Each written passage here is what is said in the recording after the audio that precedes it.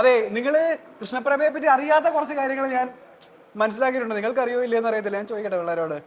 അമ്മ ആന്റിയുടെ മുഖമാണ് ഞാനങ്ങ് ഇറങ്ങി തുടങ്ങട്ടെ. അതായത് 3 വയസ്സുള്ളപ്പോ ഡാൻസ് പഠിച്ച ആളാ. ആള് റാങ്ക് ഹോൾഡർ ആണെന്നുള്ളത് ആർക്കെങ്കിലും അറിയായിരുന്നോ? റാങ്ക് ഹോൾഡർ ആയിരുന്നു ഡാൻസിൽ അല്ലേ?